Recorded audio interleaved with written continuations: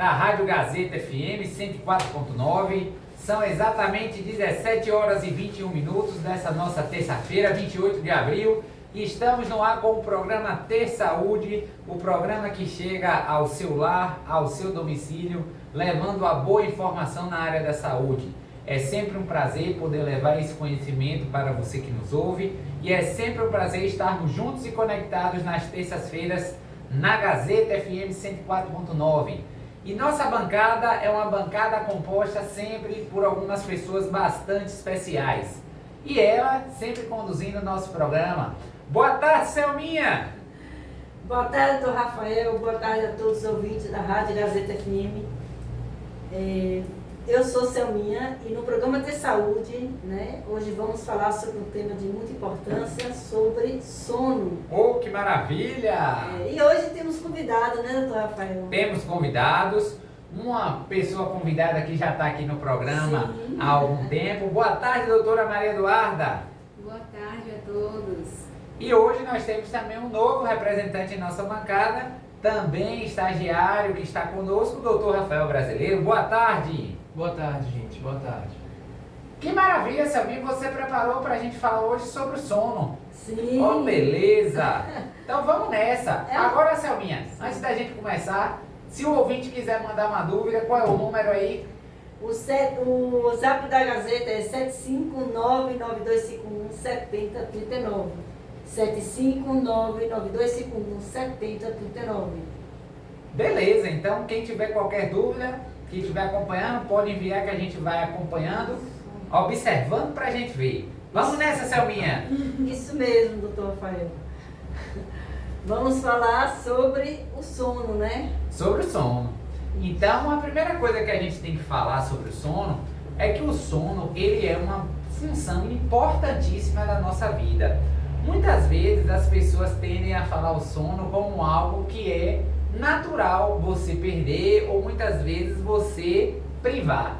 E isso a gente não deve levar como uma rotina, pelo fato de que a nosso contexto, o nosso contexto de vida como pessoa, como sendo uma pessoa, entre aspas, um animal, vamos dizer assim, no processo evolutivo, o sono ele faz parte do ciclo biológico. Então, o dia foi feito para ficar acordado, a noite, o escuro, foi feito para dormir. Com a tecnologia, o que acontece? A gente tem a energia elétrica que acaba ofertando luz no momento da noite. Mas se a gente for olhar na natureza, assim, propriamente dita, você vê que basicamente todos os animais, quando chega o turno que vai anoitecer, eles já estão o quê? Se acolhendo para fazer aquele estágio que é do descanso do corpo, que é o período do sono. Então, em tese, mesmo a gente tendo essa evolução tecnológica, o nosso corpo, ele precisa ter um momento de repouso, que é o momento que a gente chama de sono. Então, o sono, ele é um momento onde você vai descansar e tudo isso vai ser mediado a partir de funções que envolvem hormônios, que estão envolvidos para que a gente possa ter essa sensação. E nós vamos ter fases que nós iremos falar também nesse momento, que é bastante importante. Então, o que acontece? Quando você vai ali pegar no sono que a gente fala, a gente tem um primeiro sono, que é o sono onde a gente vai estar apagando, desligando. Mas o que a gente busca mesmo ao longo da noite é entrar numa fase de sono que a gente chama de fase de sono REM. Esse sono REM é o sono que vai fazer aquele sono profundo. Esse sono profundo é o sono do relaxamento. É isso que a gente espera, que as pessoas elas possam atingir um pico de sonolência que leve a um estado de REM, que é o estado onde você realmente consegue descansar. Porque muitas vezes é comum a gente observar as pessoas falarem assim: poxa, dormi essa noite, mas acordei cansado, não tive a sensação de ter descansado direito. E muitas vezes é porque ao longo da noite essa pessoa não conseguiu entrar nesse estado, que é o estado ao qual a gente realmente, literalmente, apaga, tá entendendo? Então, algumas pessoas têm aquilo que a gente chama de sono mais leve, outras de sono mais pesado, mas a gente precisa ir criando um contexto até para dormir, é importante. Então, assim, algumas informações que a gente vai falar são importantíssimas, porque esse estado REM, ele é obtido a partir de um momento que você vai se relaxando. Então, por exemplo, eu vou perguntar aqui a Rafael mais Duda, que estão aqui conosco, e dizer por que é importante e o que é aquilo que a gente chama de higiene do sono. Então, a higiene do sono é uma política de acompanhamento que a gente tem que ter antes de dormir, para a gente tentar ter uma melhor preparação para poder atingir esse sono profundo de descanso. Então, doutor Rafael, o que é que a gente orienta? O primeiro, assim, o que é a higiene do sono? Me permita, Rafa, só dizer assim, antes de o que é a higiene do sono, mas falar assim, que você falou sobre o sono e importante, assim, aí me veio aqui à mente que algumas pessoas, assim, eu percebo isso, né? Veem o sono como uma etapa de não viver, assim, porque a pessoa vive quando está acordada, aproveita o dia e não quer dormir porque não quer perder coisas que se faz acordada, né? Mas uma coisa que eu penso, assim, que eu acho legal, né, que a gente comente aqui, que o sono faz parte da vida. Dormir bem, ter uma boa noite de sono, eu acho que deveria ser encarado como um momento bom da vida também. Temos muitos momentos bons na vida acordado e muitos momentos bons na vida dormindo também, né? Dormir faz parte, o sono faz parte dessa vida completa, dessa vida abundante que a gente quer viver, né? E para dormir bem, né, é bom a gente tentar fazer essa higiene do sono. O que é a higiene do sono? A higiene do sono é uma preparação antes de dormir. Mas como assim preparar, né?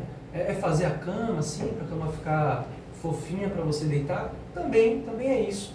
Mas muitas vezes você toma um banho antes, né? Para se sentir assim. A higiene do sono é um momento que você se conecta com a próxima etapa, que é a etapa de dormir. Então você se prepara para dormir. A higiene do sono é isso. Mas tem várias coisas que a gente pode fazer nesse momento de higiene do sono. A gente já entra um pouco nisso, será? Entramos. Como é que a gente pode fazer, né, essa higiene do sono, que é tão comum nos nossos contextos de atendimento? A gente fala, ó, vamos tentar fazer uma higiene do sono, porque inclusive é uma das primeiras formas de tratar a insônia que a gente vai falar, é a higiene do sono, que aí a gente já entra nesse ponto. Como é que a gente pode fazer uma higiene do sono? Vamos começar então com o que Rafa já falou, do negócio da alergia elétrica, essas coisas assim, né? Porque o ciclo circadiano e a gente no passado, a gente respeitava ali. Tem o sol, a gente está acordado. Vai escurecendo, a gente vai começando a se preparar para dormir. Só que hoje a gente fica com luz ligada. Então a primeira coisa que você pensa na higiene do sono é diminuir a incidência de luz no olho.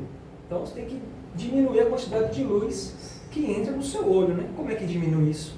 Se afasta das telas, que é uma grande carga de luz no seu olho, né? O celular, que tela é, né? Qual é a tela hoje?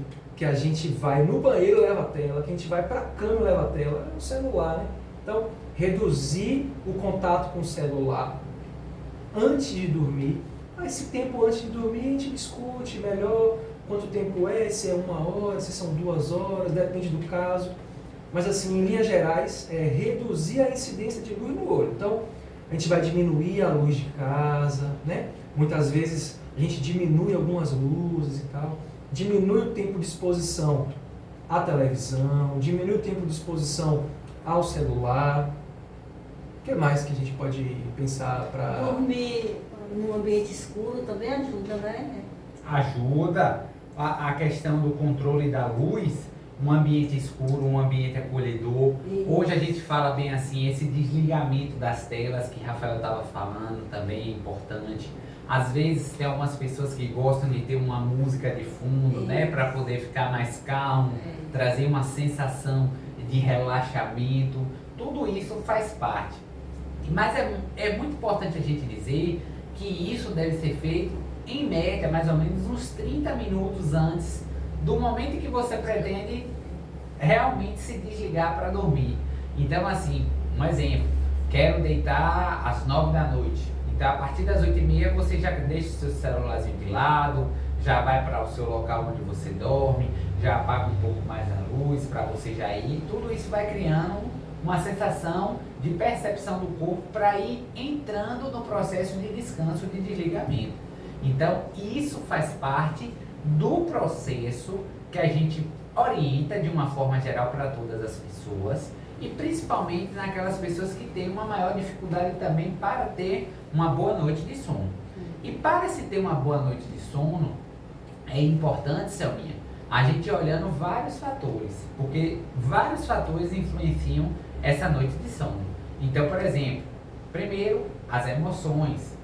Então, se a pessoa está passando por algum processo emocional, seja por um estresse, seja por um transtorno de ansiedade, seja por um transtorno depressivo, seja por algum estado que a pessoa fica mais enérgica, mais agitada, tudo isso vai fazer com que sua mente fique processando. Então, se ela está processando informações de uma forma mais rápida, você não consegue se desligar totalmente e seu corpo vai ficar respondendo àquele estímulo. Então, você tem que ter um controle disso. Outra coisa, existem algumas condições que a pessoa não vai ter uma boa noite de sono porque ela tem algum problema clínico de saúde. Então, por exemplo, pessoas que têm obesidade podem cursar com a síndrome da apneia e hipopneia obstrutiva do sono, que é a famosa roncar de noite. Então, a pessoa que ronca de noite, ela desperta, às vezes, muitas vezes, né? E pode estar fazendo uma mal noite de sono, ficando com sonolência diurna no dia, com a sensação de que não descansou, tá certo? Então, isso é uma outra coisa. Pacientes, por exemplo, que têm alteração prostática, que acorda muitas vezes para ir ao banheiro à noite, tem noctúria, então ela fica despertando, não dormiu adequadamente, vai ter reflexos.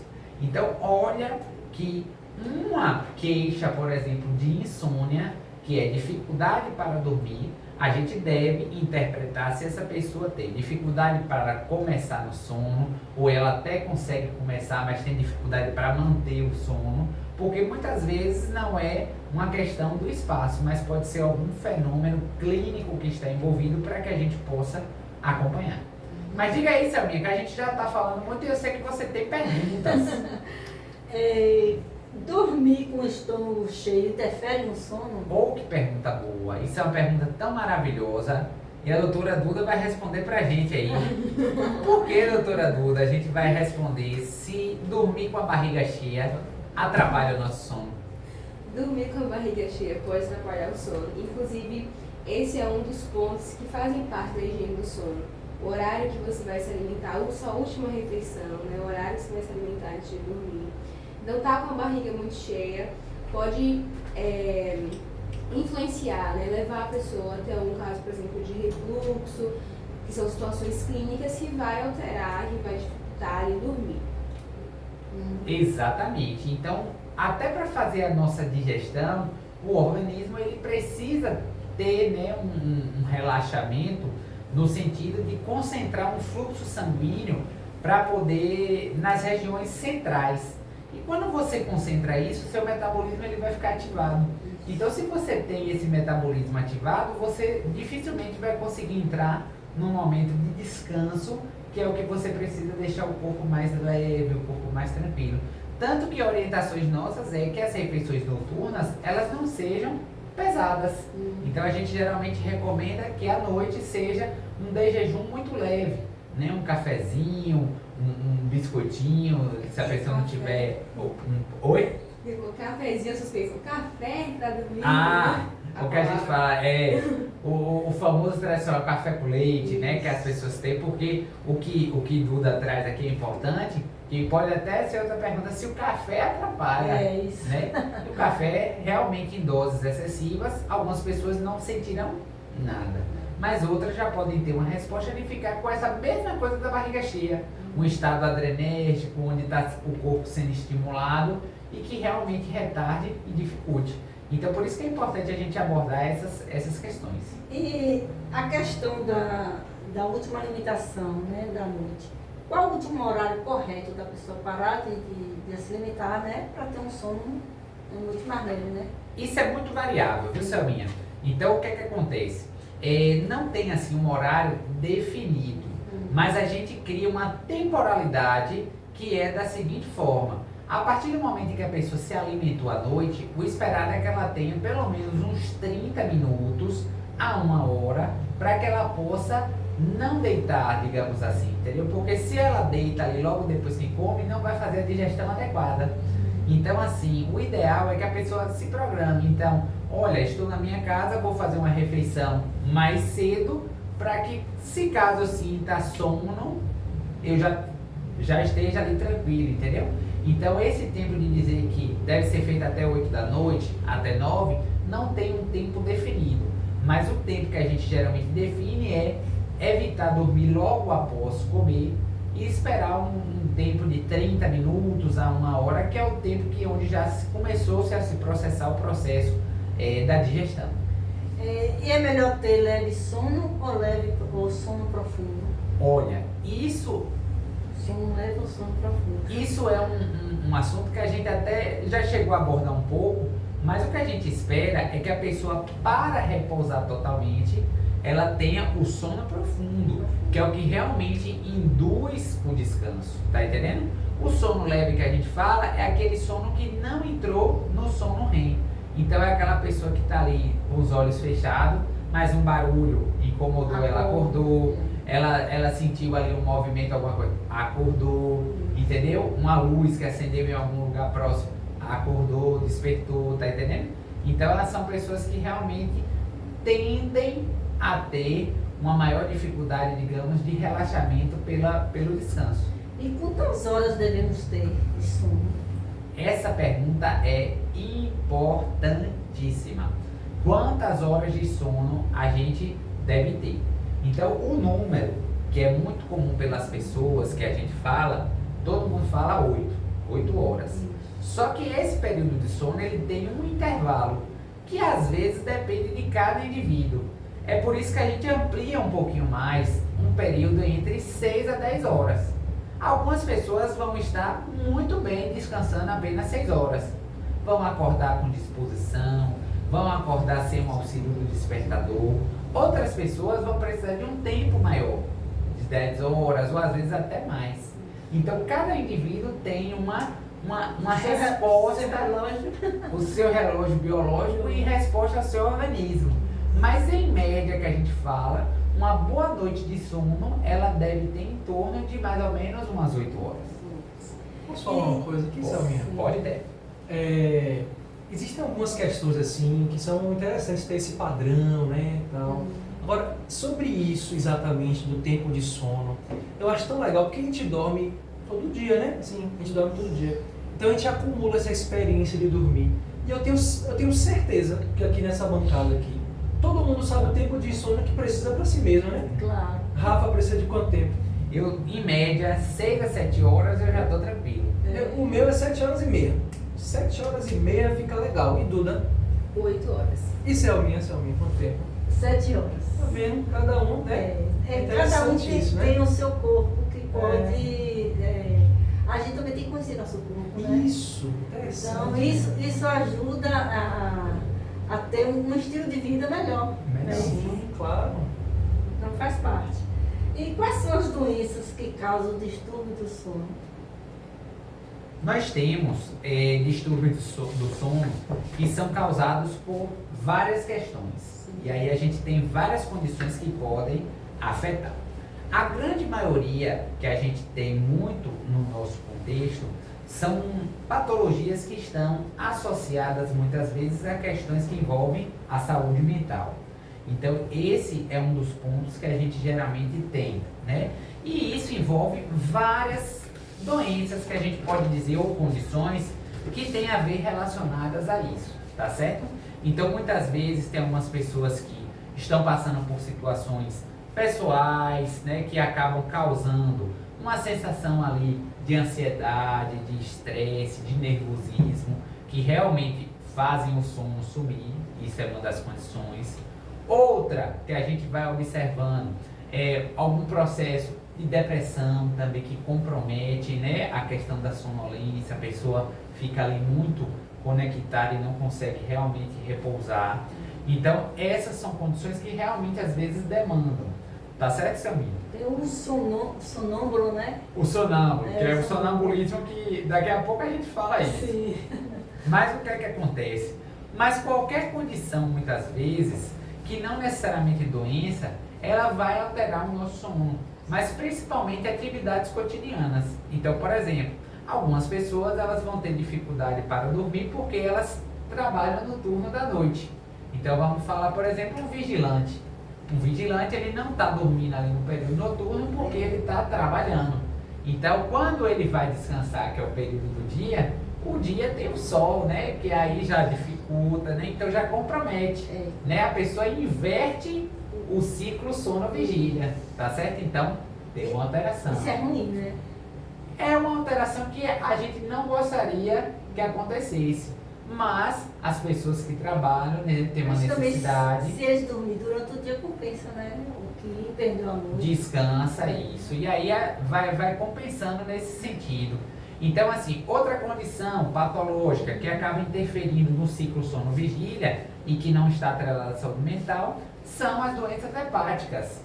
Então, por exemplo, as doenças que fazem com que o fígado entre em falência, como por exemplo a cirrose.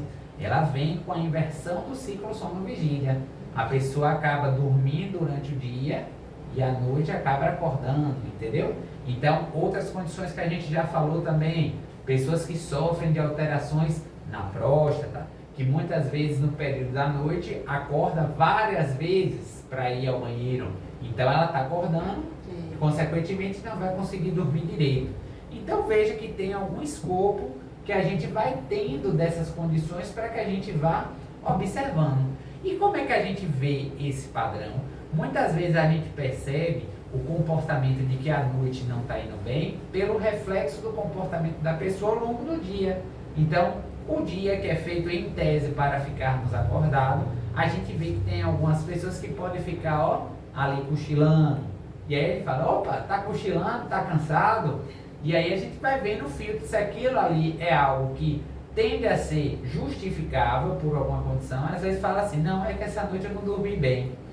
Ou se ela passa a ser uma rotina. Você vê ali todo dia aquilo ali, então liga um alerta. Tem pessoas que falam assim, eu durmo em prestação. De hora em hora, não cochilo.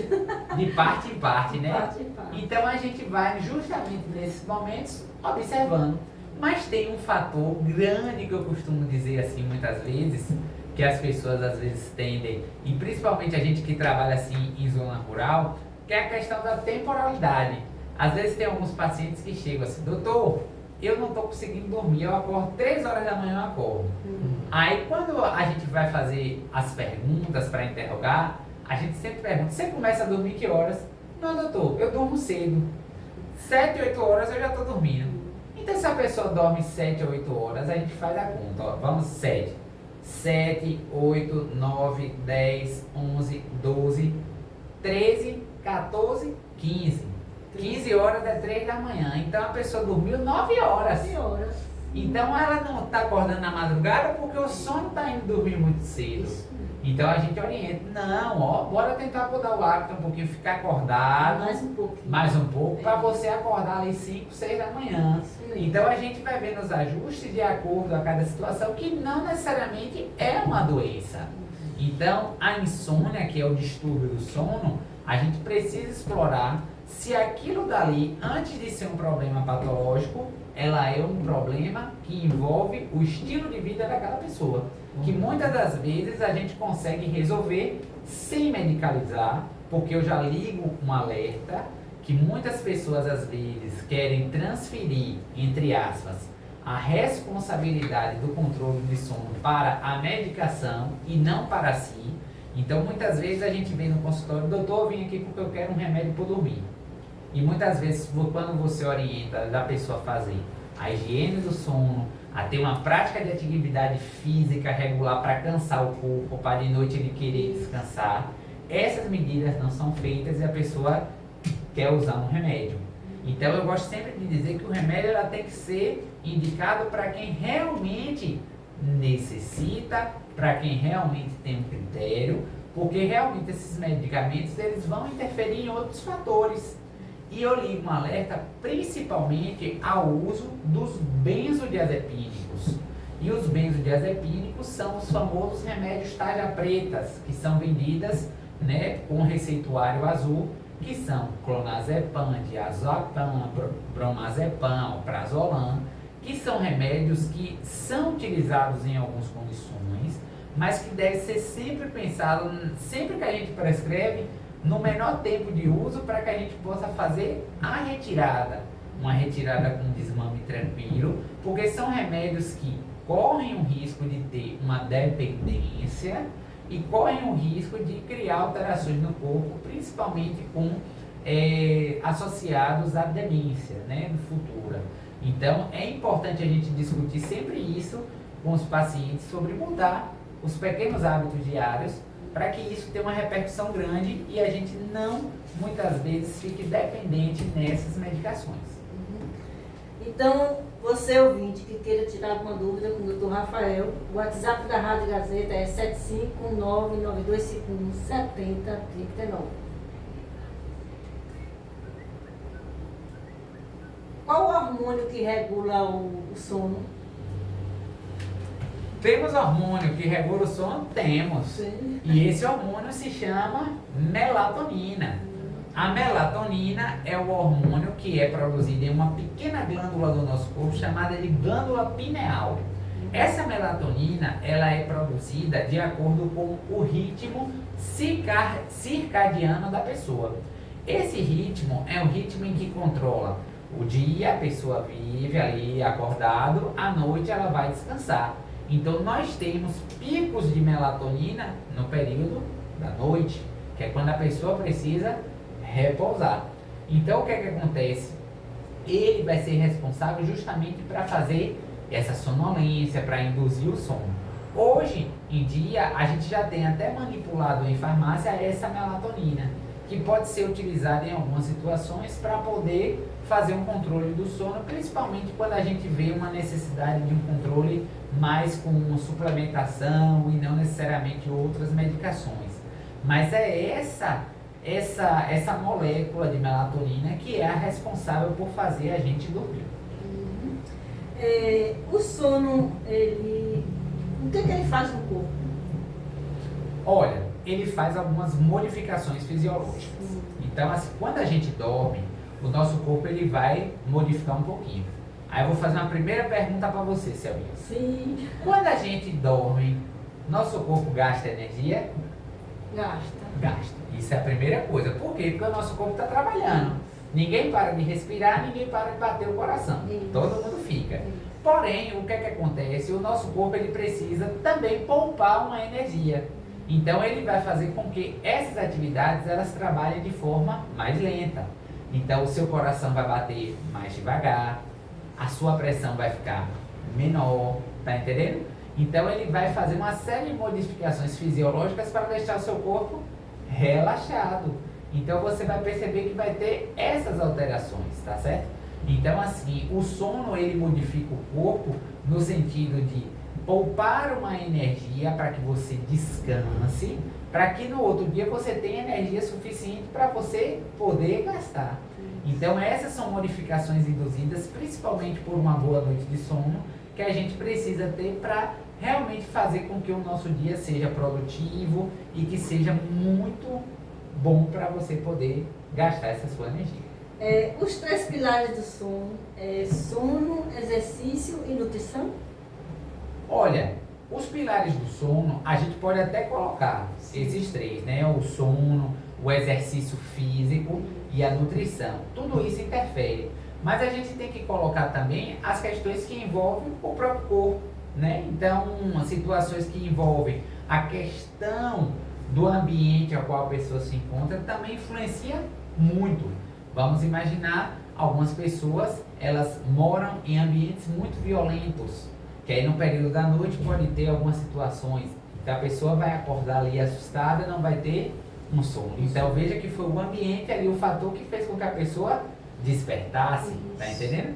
Então, profissionais que trabalham na noite, vigilantes, médicos, enfermeiros, qualquer profissão que fique ao longo da noite, tá acordado, tá entendendo? Então influencia porque tem a questão do ambiente, tem a questão do trabalho envolvido ali.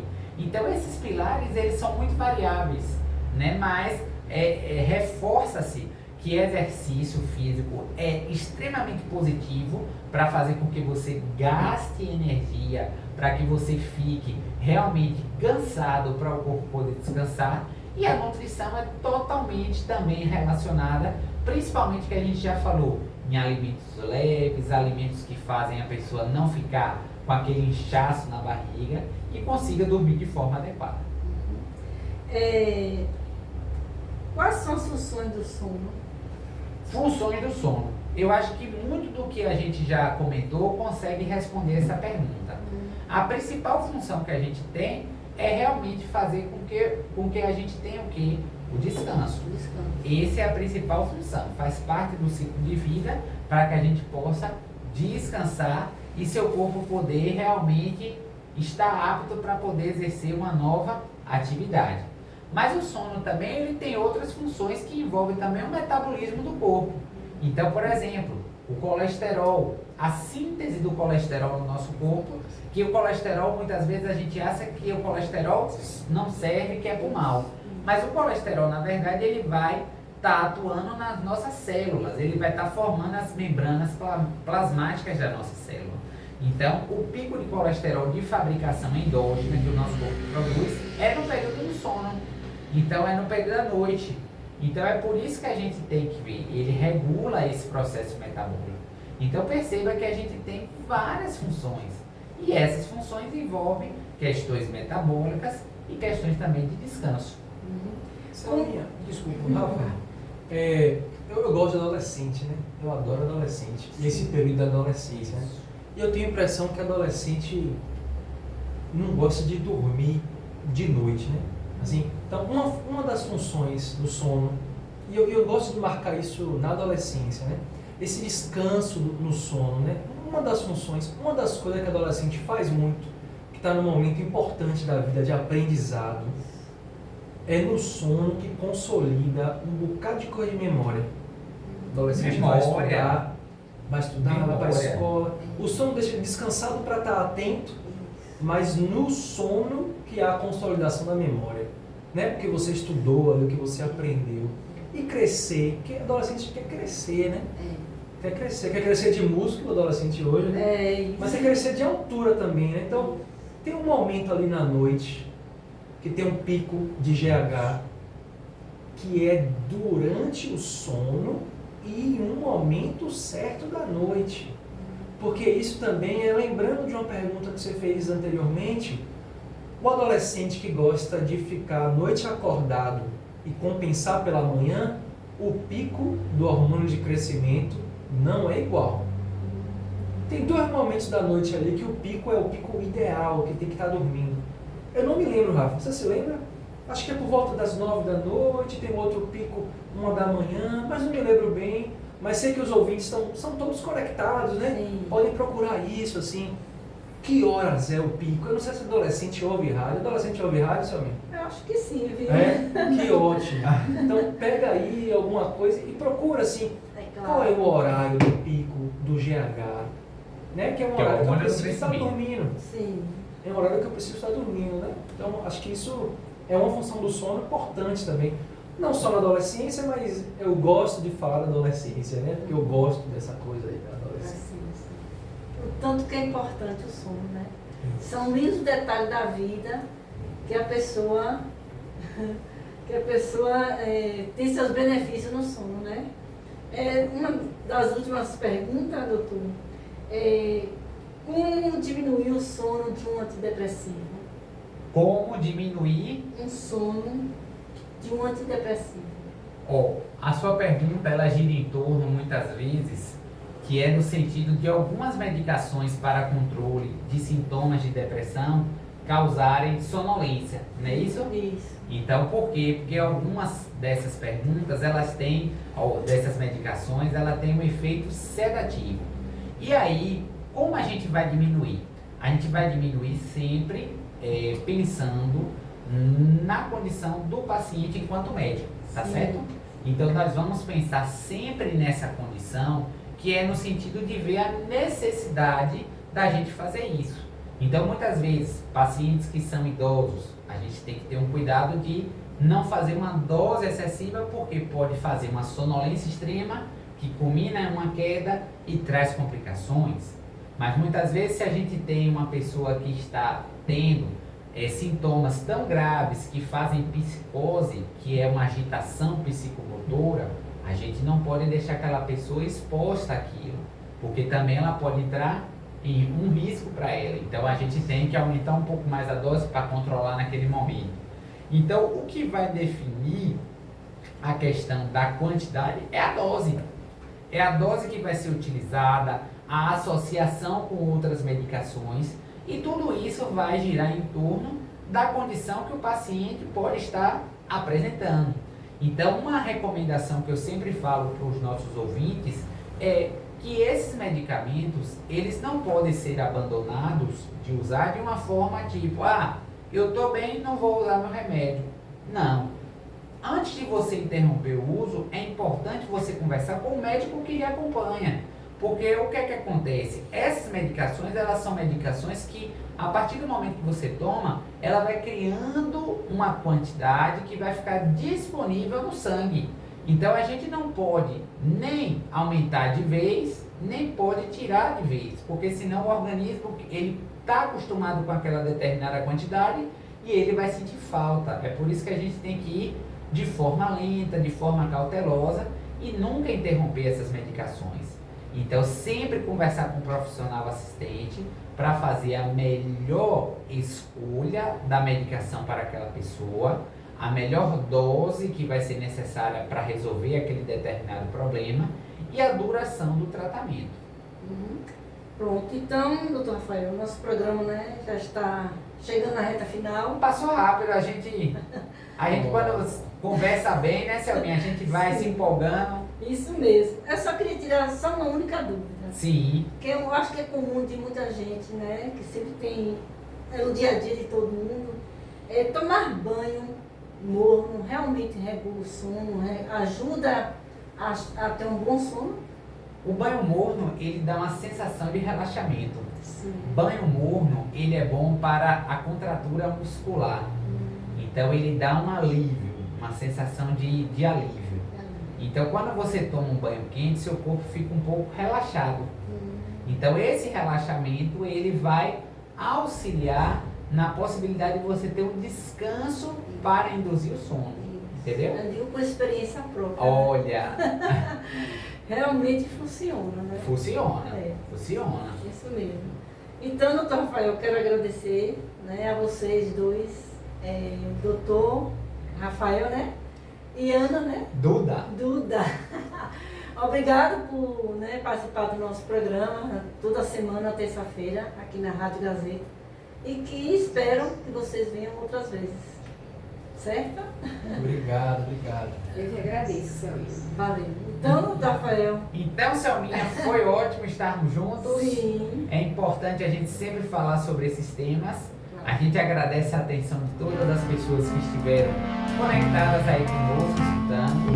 E esperamos que todas as pessoas tenham saúde. Até a próxima. Até a próxima. Tchau. Gostou desse vídeo? Dá um like, faça um comentário do que você achou desse vídeo, se inscreva no meu canal, aperte o sininho de notificação, compartilhe e muito obrigada!